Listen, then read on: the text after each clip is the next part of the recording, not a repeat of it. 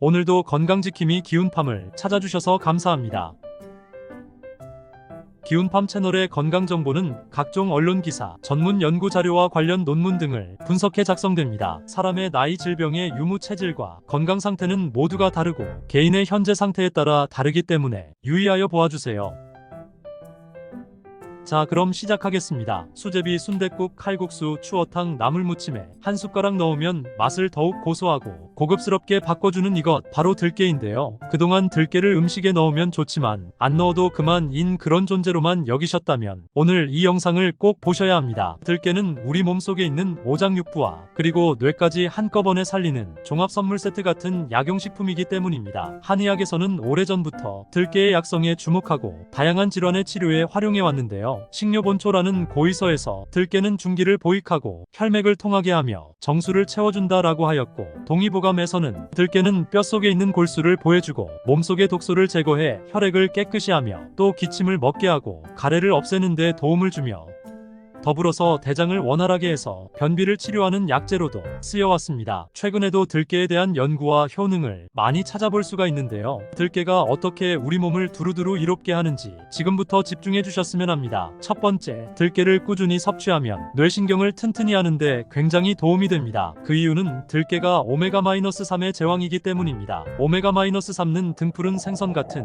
동물성 식품에 많이 들어있는데 식물성 오메가-3인 알파 리놀렌산을 가장 많이 함유하고 있는 것이 들깨입니다. 들깨의 지방산 중에서 60%가 리놀렌산입니다. 알파 리놀렌산은 뇌신경 보호 효과가 있는데요. 뇌신경 염증을 불러오는 사이토카인을 감소시키고 알츠하이머 치매 환자의 뇌에서 발견되는 베타 아밀로이드 또한 감소시킨다는 연구 보고들을 많이 찾아볼 수 있습니다. 여러분 DHA 많이들 들어보셨죠? DHA 우유도 있고요. DHA 강화식품들이 많은데 수험생들의 학습 능력을 키워주는데 도움이 된다는 DHA는 체내에서 합성되지 않기 때문에 식품을 통해 섭취해야 합니다. 들깨의 알파 리놀렌산은 체내에 흡수되면 DHA로 전환되어 쓰이기 때문에 들깨를 꾸준히 섭취하면 뇌세포를 보호할 뿐 아니라 학습 능력 개선, 기억력 개선에도 도움이 됩니다. 그래서 뇌신경이 노화되기 시작하는 어르신들께도 보약이 되고, 머리를 많이 쓰는 직업을 가진 분들도 뇌의 기름칠하는 역할을 하고, 학생들에게는 공부가 잘 되게 하고 기억이 잘 나게끔 도와줄 수 있는 음식이 들깨입니다.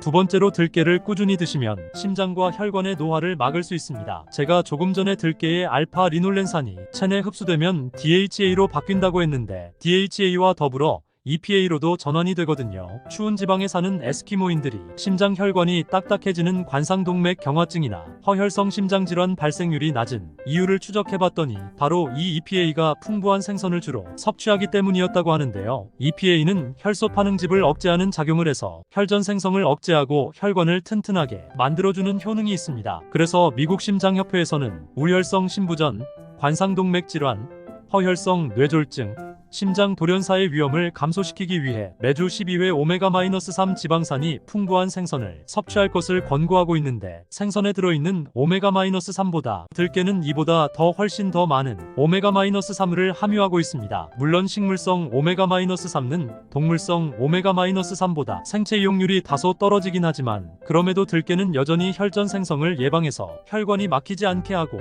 혈액순환에 도움을 주는 약용식품임을 알 수가 있습니다. 세 번째로, 들깨는 폐기관지, 점막 보강을 매끄럽게 합니다. 평소에 마른 기침을 계속하거나 잔기침을 하는 분들, 또 감기 뒤끝으로 기침이 잘 안 낫는 분들이 있다면 들깨를 꼭 드셔보세요. 들깨는 치밀어 오르는 기운을 내려서 숨을 들이마셨을 때 기침으로 토해내는 게 아니라 아래쪽으로 잘 내려가도록 돕는 작용을 합니다. 들깨 속의 기름 성분은 기관지나 폐 점막이 메마르지 않게 하고 점액질 분비를 돕고요. 또한 따뜻한 성질을 가지고 있기 때문에 폐기관지를 따뜻하게 훈증하는 작용이 있어요. 따라서 찬바람을 마시거나 냉기를 쏘이면 바로 기침을 하는 분들께 특히 도움이 됩니다. 네 번째로, 들깨는 췌장의 피로를 덜어주는 작용을 합니다. 들깨 속에는 루테올린이라는 성분이 풍부한데 우리 몸의 세포가 인슐린에 대해서 반응하는 인슐린 감수성을 향상시키는데 도움이 됩니다. 췌장에서 인슐린을 조금만 분비해도 세포들이 인슐린에 대해 잘 반응하고 순순히 따라와 준다면 혈당이 쉽게 솟구치지 않고 이로써 췌장도 부담이 많이 줄어들겠죠. 결국은 당뇨 예방과 개선에도 도움이 된다는 얘기인데요. 한 실험에서 사료에 루테올린을 섞어 먹인 쥐는 그렇지 않은 쥐보다 체중은 16%,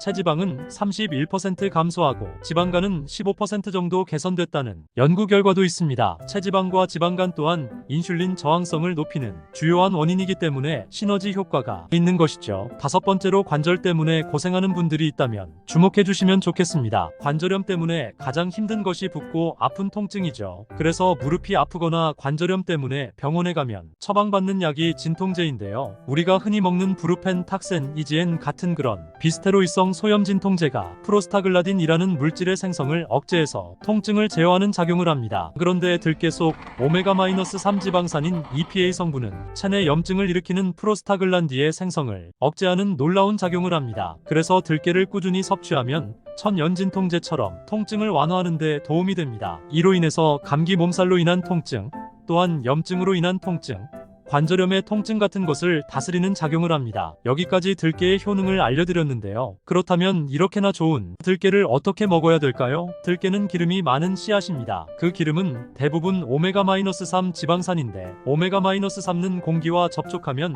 금방 산패한다는 단점이 있습니다. 그래서 마트에서 곱게 갈아진 들깨 가루는 되도록 구입하지 마세요. 아무리 밀봉을 잘한다 하여도 껍질을 까고 갈아둔 들깨 가루는 시간이 지날수록 산패하기 때문입니다. 산패된 기름이 가득한 들깨를 먹는 것은 독을 먹는 것과 다름이 없습니다. 그럼 어떻게 먹어요? 정답은 통들깨를 드시는 것이 가장 좋습니다. 먼저 통들깨를 물에 넣고 부드럽게 저어주면 가벼운 통들깨는 뜨고 미처 걸러내지 못한 작은 돌이나 줄기 같은 불순물들은 가라앉습니다. 이렇게 씻은 들깨는 열에 약하기 때문에 사실은 체에 걸러 면보 위에 펼쳐두고 서늘하게 자연 건조하는 것이 가장 좋고요. 자연 건조가 너무 오래 걸리고 불편하신 분들은 약불에 기름 없이 빠르게 덮어서 물기를 날린 다음에 병에 보관하셨다가 필요할 때 후추 그라인더나 깨가리로 그때그때 갈아 드시면 됩니다. 가끔 들기름이 건강에 좋다고 건강 생각해서 들기름만 숟가락에 따라서 드시는 분들이 있는데요. 그것보다는 들기름 통들깨를 갈아서 드시는 것이 훨씬 좋습니다. 왜냐하면 들기름만 짜서 먹을 때와는 달리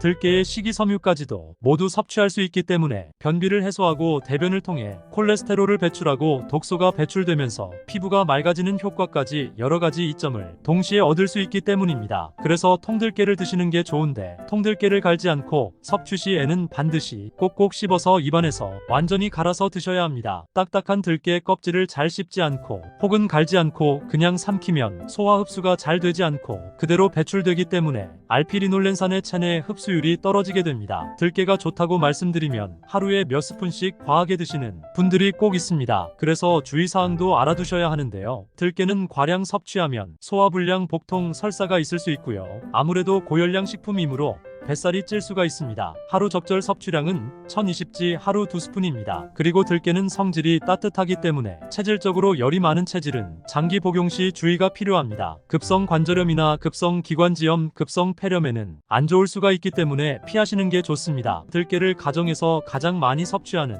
방법 중에 하나가 사실은 들기름으로 먹는 것이죠. 아마 집집마다 참기름, 들기름 하나쯤은 모두 있으실 텐데요. 들기름을 구입해서 먹는다면 고를 때 좋은 들기름을 고르는 기준이 있어요. 다음 영상에서 들기름을 고르는 방법과 신선도를 가장 오래 유지할 수 있는 방법에 대하여 정리해드리도록 하겠습니다. 긴 내용 보아주셔서 감사합니다. 이상으로 오늘의 이야기를 마치겠습니다. 기운팜 채널은 여러분의 건강하고 행복한 삶을 응원합니다. 감사합니다.